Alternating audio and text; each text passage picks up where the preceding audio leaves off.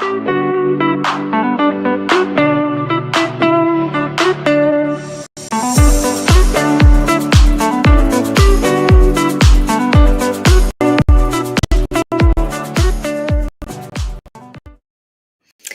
everyone. Anne O'Connell with OC Publishing here, and welcome to the author journey. And oh my goodness, it's September 2nd. That's hard to believe. Summer is behind us now. Technically, it's not over until September 22nd, but this week the kids go back to school. So that is usually an indicator that, you know, the summer has gone. But hopefully that brings lots of rain and a little cooler weather to take care of some of these fires that are going. So, you know, prayers out to those who are in the midst of that right now. I didn't realize how humid it was until I caught sight of my hair, but that's fine. So I'm very excited to introduce you to today's guest. We're doing things, switching it up a little bit, but there's a lot to uncover with this particular book and guest. It's Mary Janet MacDonald, who's joining us from Cape Breton, Nova Scotia. And we are just on the heels of the release of this beautiful book. And this is not just any cookbook, but I'm going to let her share a little bit about what went into this. But you see all these flags? I actually stopped putting flags on because just about every page that had something that I was inspired by. But anyway, we'll delve into that after I do just a little introduction. And this is kind of interesting because there was a lot of creative energy that happened during that pandemic. And so I guess that Mary Janet was very busy as well. She's from Port Hood, Cape Breton sensation with her show, Tunes and Wooden Spoons. I'm a regular fan of that as well. In 2021, her first book, Tunes and Wooden Spoons, Recipes from a Cape Breton Kitchen, which I also happen to have. We'll talk about that. Came out and followed up with in 2022 with her second book, Tunes and Wooden Spoons, Love Without Measure. She's back with the third and final in the trilogy, Come In, the Kettle's On, that she did in partnership with her daughter, who is an incredible photographer. So we're going to dive into this in just a moment. And Mary Janet is also a mother of 7 and a grandmother of 12. So where she has time to cook, I'm not sure. But let's have her tell us that. We'll bring her up to join us now, straight from Port Hood, Cape Breton, Mary Janet MacDonald. Oh, hello, everyone. Thank you so much for joining us. Had a little delay on our start, but you know what? It's a little anticipation that that flavors things, right? You've got that right. Just a little extra bit of spice. We need it. Absolutely. And, you know, it's so funny. It dawned on me as I was kind of flipping through and learning that, you know, you really got inspired, you know, during the pandemic, that there was a lot of, you know, attention on our little part of the world during that time. And you know, just now that, and you open your doors and share things on your Facebook channel, and it's just so amazing. Oh, it's been a wonderful journey for me these past 5 years. That something that I had never expected would, you know, grow to this amount of cookbooks and just my kitchen, and I love it. Oh, that's amazing. So when did that idea spark? Like, it began the week that we our doors were closed and we were confined. It started that very week because our daughter Margie, who is the co-author on these last 2 books, was in Alberta at the time, and she's since moved back home. She was a teacher out there, and she was alone in her condo and very isolated, of course, and didn't have a family to gather, you know, to be in that little trio that you would have. And she was calling, and we were doing anything we could to keep her settled and know that everything's going to be okay. And so whatever she asked, we agreed to, basically. And On that particular day, it was in March of 2020. Um, she, of course, being raised in a family of seven, I did a lot of home cooking because purchasing cookies and goodies was too expensive, really. And so Margie and her classmates and our kids' classmates, they all loved my cinnamon rolls. And she said, "I have an idea. What about if we went on Facebook Live and just instruct people on how to make your cinnamon rolls, and thinking that it was all me." I said, "And you don't think about those things. There's my cinnamon roll." And you just don't think about those. I remember one of the comments was, "Oh my God, look at her. She's got her slippers on." And you're like, of course I do. And I'm thinking, oh, they can see my slippers. I really didn't know what I was doing that first one, and thinking it was just going to be the first one. And we had a concerned son that lived a couple of doors over to say, "Now, Mom, if you're going to do this, what are you going to say when you put them in the oven? You have all that time to wait." And I guess I love to talk, and I just said, "You know what? Fine, I'll figure out something." And I remember bringing out on that show. I brought out this recipe box. Oh, It's called. It's full of spots and everything from being cooked on. But this love is it. called Elm Tree Recipes, and this was from an old tree that was on my parents' property. The first time we saw the tree was in 1912 in a picture, and we love to do homemade gifts on Christmases at different Christmases. Over the years, we've done that. So we went, and the tree, poor tree, had died, and some pieces, and we made a recipe box for every one of the children. And I filled it with the recipes, and my husband and his brother built these very rustic out of the old wood of the elm tree, because it was so significant in our family. How special. That first show, because I said, "Oh, I can just show them where I keep my recipes." Recipe book. I love that. That is incredible. So if you look at that box, a recipe box, are all of those recipes in one of the three cookbooks? They have made it in. They have. I love it. The only thing that is a category in there, I'm not a drinker. I don't drink alcohol myself. That's by choice. I never took a liking to it. But there's one section in there of different kind of highballs and cocktails and things that are in the category in there. Wasn't interested in it, so I said I'm not putting that in my book. Oh, how funny. Well, that's just right. I have to tell you, I watched the video, your show, the day you taped the opening of your author copies, and the people were coming and going, and your deck was full. And I'm like, oh my gosh, this just looks like down home Cape Breton. I just love that, right? And just people, it's funny, unless you're from the East Coast, it's hard to fathom, right? So I tell us what, like I said, this is not just any old cookbook. This has a very special spin. So tell us what that spin is. Okay, so we had done the first two books, and thinking that was plenty. And Margie had gotten a little taste of food photography in the very first book, although she wasn't on there as a co-author, but she was out west, and but she did some of the photography. And then for the second book, she did most of the photography of the second book. So it was really her, cajoling and all of that, along with the publisher's team, to really do the third one and make it a trilogy.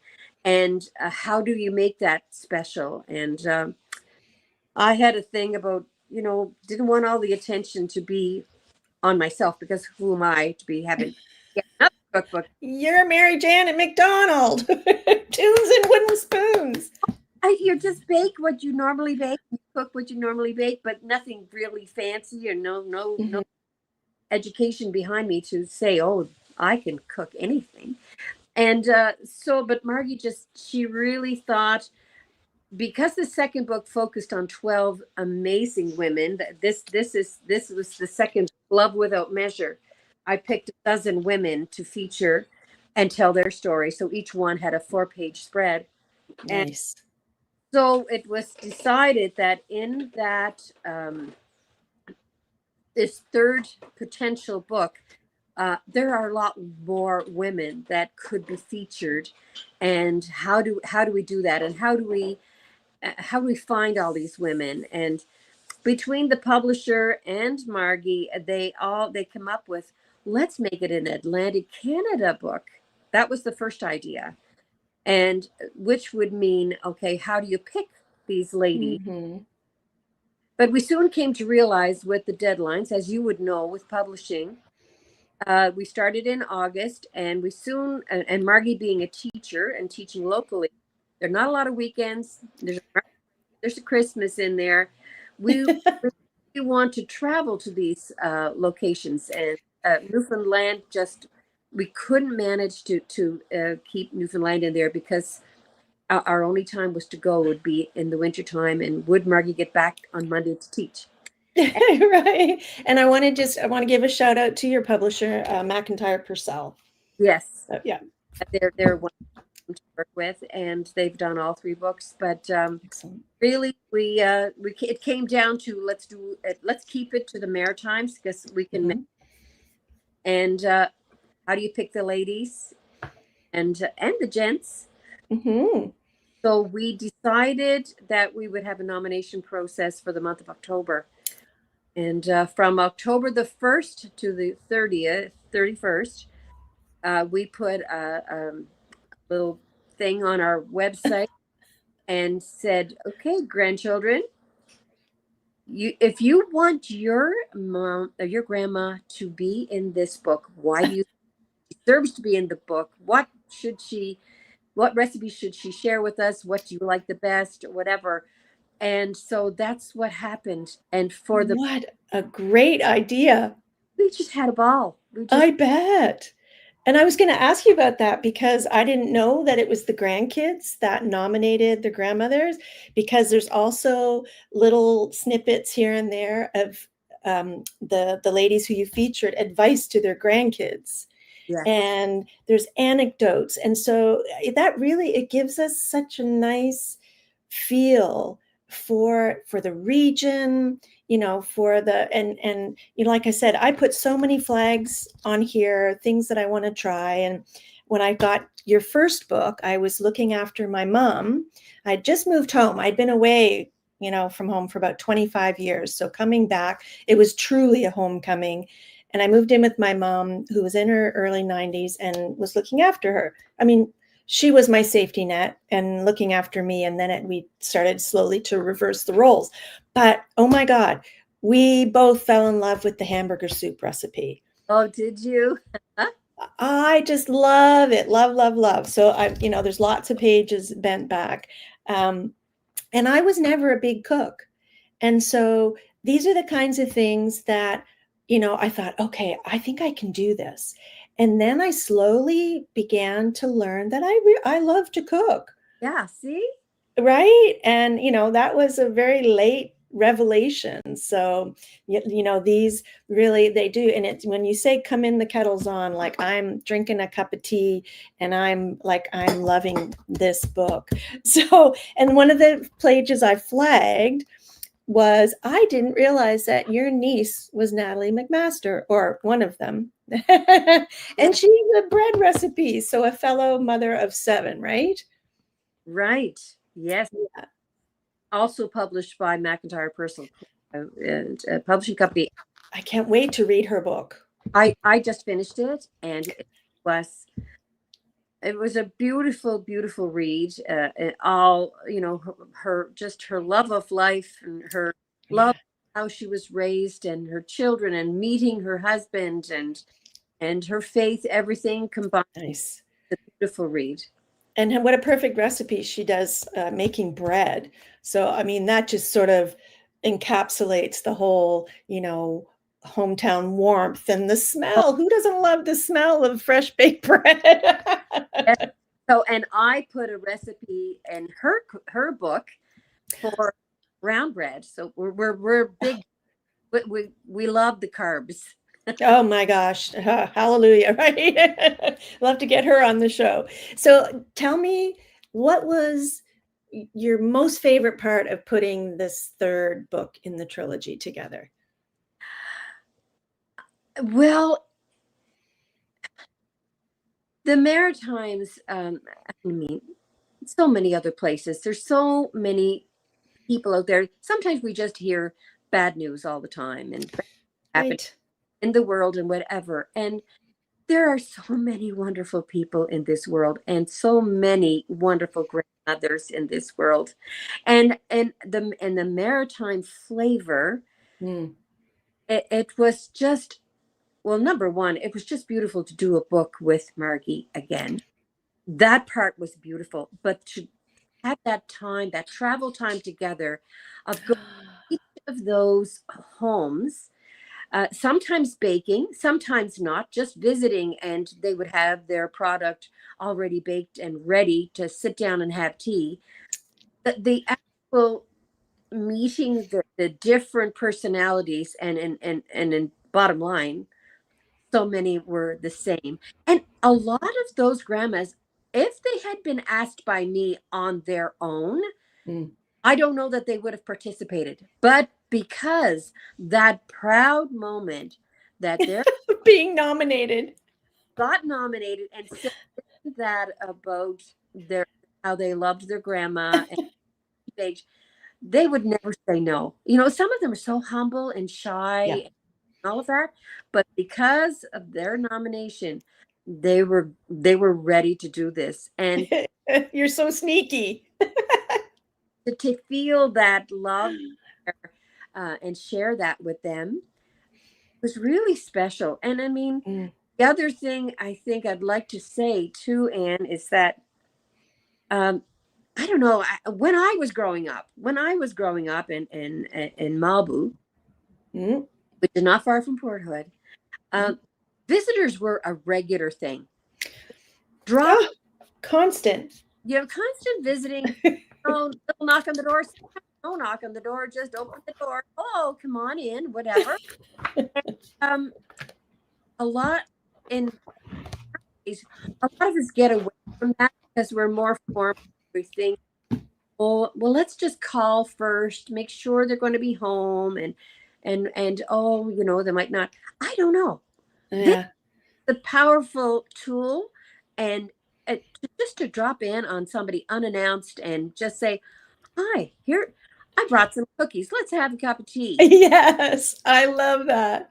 Little visit, because we've Yeah, gotten away from that in some ways, and it's important that we that is sad. no. Okay, one of these days I'm going to show up on your doorstep. But I want to I want to get hone in on some of these photos and really give a shout out to Margie. She has captured the personalities, and I mean, it doesn't really I could turn to any page and you can see Huh? the joy, she's captured, this is not smile, I'm taking your picture. Yeah. This, you know what I mean?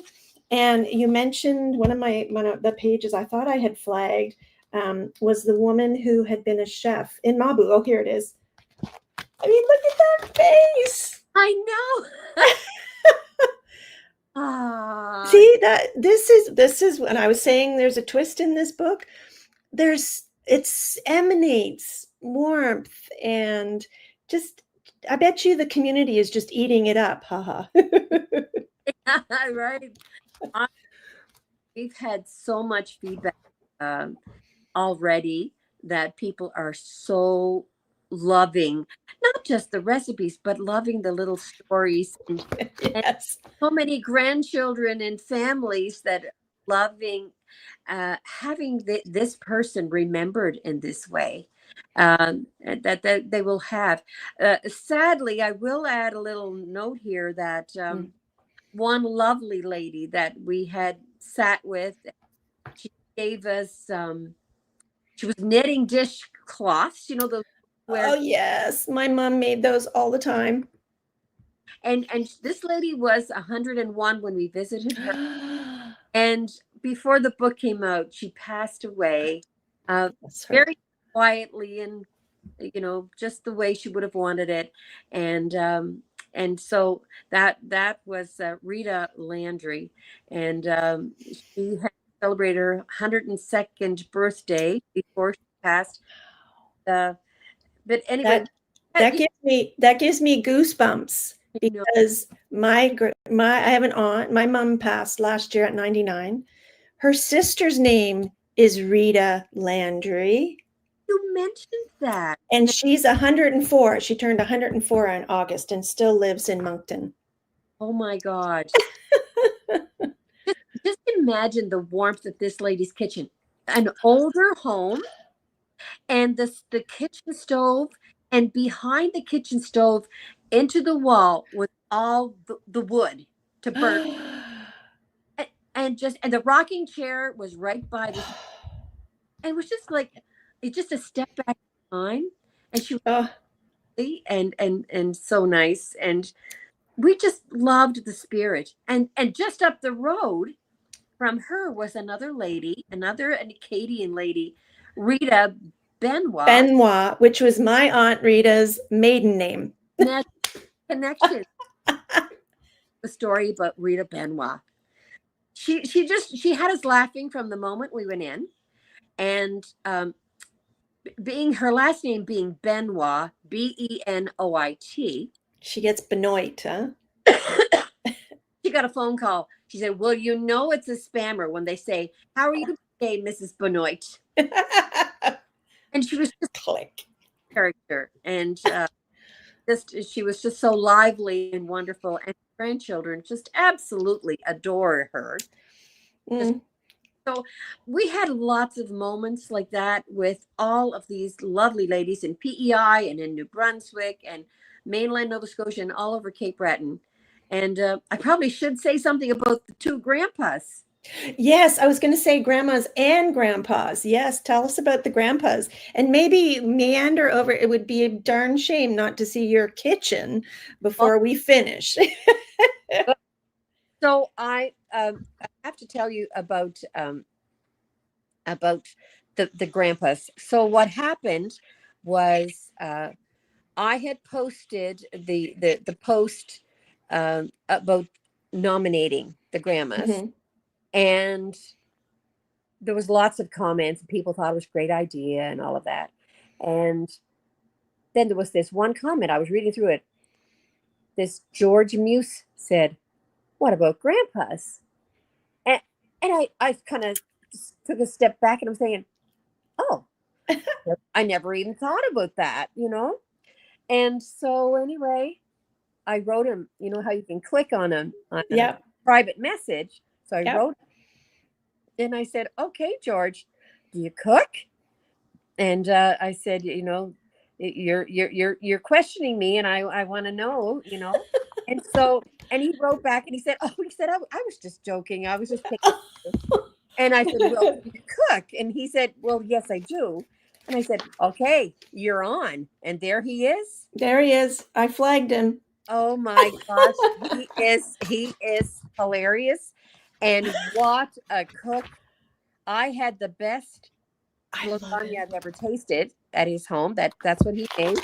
And he also had, I think it might have been his mother-in-law's lemon squares, which I didn't put that recipe in. I didn't have room for it when it all came down to it, but they were delicious too. Yum. Oh my goodness. Well, you know what? Kudos to George for shaking that tree. And actually, I did flag it, not only because he was one of the grandpas, but because I thought I'm definitely trying that lasagna recipe. Lasagna is one of my specialties, but I'm always looking for new and different ways. Yeah. And I also am going to try your breakfast casserole. Well, and I'm Yes. going to try a whole lot, but those were the two that really jumped out at me. Oh, And of course, because I have an Acadian background, Frico was a staple in yes. my home, right? And I'm the best Frico maker Oh, around. really? Oh, yes. Oh, yes. Wicked. Yes. Well, well, the lady that gave me that recipe, she came on the show and she made the frico from lives near Shetty Camp, which is a Yeah. Canadian region. Yeah. And so I tried to recreate what she made, but she brought her a couple of spices with her that is not available just off any old shelf. So we were The trying to come around. secret. The secret is right. Secret So ingredient. Yep. let me know what you think of it I when will. I give I, it, but it's very close to mine. But really, what makes the difference is if you use like a chicken carcass, yes, okay. like so. If I get a roasted chicken, or if my mom made we use turkey as well, like at Christmas and Yes. Thanksgiving, and was really another aunt that taught me how to make proper frico. But it's the summer savory that really does the trick. It does. I think that's what is that what I ended up putting in the book? I'm not remembering You, exactly. there was a secret spice, but then you said summer savory if you can't find the Summer, secret yes, that spice. I think we got approval for that. Oh, good. And Okay, so show us around your kitchen. so this is my little space, and Nice. uh, my, my I I love don't your turquoise mixer. Oh, I how know. pretty. You know what? I never wanted one of those. I don't. I'm just going to do everything by hand. I'm just no good at that. Anyway, our son gave it to me for Christmas. Oh, probably 3 years ago. Well, it's not silent very often, I love it. and Smart. this is. And when I started the show, my cupboards were the old oak cupboards. And so Oh, I've got a lady that I know, and still the old cupboards, but they're painted now. And on the first cookbook, you'll notice the backdrop behind me. That is not my kitchen. I was going to say, that doesn't look familiar. Kitchen, no. And so that kind of uh, set the stage for, oh, maybe the white would look really nice on there. And Yeah. so It's yeah, nice, so nice and bright. and this is my handy dandy, my wooden spoon collection. Oh, it's hysterical. I look in my drawer and I have like 7 wooden spoons. I have my mom's old rolling pin. I'm Yes. like, you really can't only have one wooden Oh spoon, my right? God. And I get a kick out of, okay, what would you call this? Oh, good Lord. Well, it's home. It's the origins are in Scotland, and Okay. it's called a spurtle. I wouldn't have guessed that. Spurtle, and they use it in Scotland for making oatmeal porridge. Make porridge, Okay. and they swear by stirring with this that it makes the best porridge. Okay. Well, Mary Janet, I'm going to Scotland at the end of the month, You'll and get one. we're staying for the first week. I'm going to be writing because it's the only way I can write is getting out of town. But anyway, and to travel, and we're staying at a beautiful old home right overlooking Loch Lomond, Loch Lomond, and yeah. I'm going to open all the drawers and see if I can find a Find a spurtle. spurtle, and this one, this Mhm. furry one, Oh, is actually also called a spurtle, but it's the American spurtle. huh. We use this a lot. Okay. That's to get all the rest of the batter out of the That's bowl, right? and we use it a lot in with our frying pan if you have a nonstick frying pan. Yeah. It's just You don't great want to scratch it. and everything. But I'll tell you one more thing about one wooden spoon that's special. That we had a gentleman come on the show, and in his pastime, he goes out into the woods and he picks little pieces of different trees and like for example, my fruit bowl. my fruit bowl. He made this out of, that what do you call that thing on the tree? There's a, what do they call that thing on the tree? It's a little lump on the tree, and he cuts it off. Oh, wow. Think A of growth. it's a growth on the tree, and then he hollows it all out. Wow. And it's great. So he also brought me a spoon. He says, I noticed that you're stirring using your spoon, and then you're taking a taste test. So he whittled this little spoon for me, and at the end is the tasting. Those are the very special things. And which of your kids has their eye on that? Like, leave me that, Mom. Nobody has spoken for it yet, but we'll see. There'll be a little argument there. Oh, but my gosh. I guess I wanted to say the significance of the wooden spoons, of course, is on the name of the show. Mm-hmm. The show was named that because on the very first show, our granddaughter Anna was making the cinnamon rolls on that first day with her father, our son Brennan, Mm-hmm. and I was playing Natalie's CD, Sketches CD. Love it. She was using a wooden spoon, and she just said to her father, "Grandma should call this Tunes and Wooden Spoons." And so after that first show, I was inundated on my personal page, because I did it from my personal page, and all the requests were coming in. You got to do this again. You got to do this again, or whatever. So the kids just kind of got together and said, you know what? You're going to have to create a Facebook page just for that, Grandma, if you're going to do this again. Mm-hmm. What will I call it? And we went back to Anna. Absolutely. Wooden spoons. So it's brilliant. Too, Oh, she has a legacy. That's so exciting. That's so exciting. I can't believe this has been the fastest 30 minutes ever. I've so enjoyed this conversation, and I love that you have turned this into a storytelling venture. Do you know what I mean? Like, yes. I have cookbooks, but these are cookbooks, right? I want to know the origin. I want to know, I want the feels. And that's what draws me to it. So, again, thank you so, so much. And the stories are brilliant. And I'm sad that there's only 3, but, people can tune in. Oh, and I was let me share where this is. You can see all of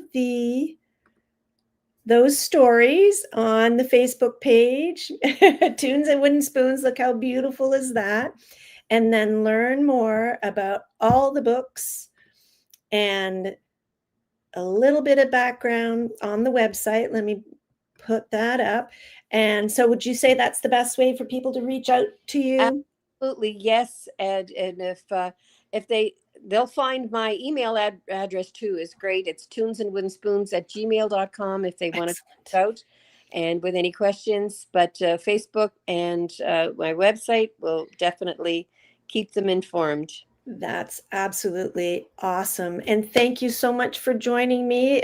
We met at one of my author's book launches, but of course I already had your recipe. I'm like, Francine, will you introduce me? And she was so busy. So I'm like, that's okay. I'll just go introduce myself. It was so meet you there, and thank you very much for having me on your show. My pleasure.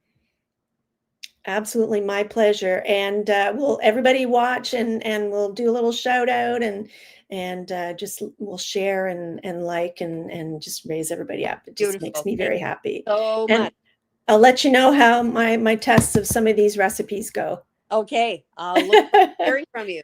Thanks, Mary Janet. Okay, see you now.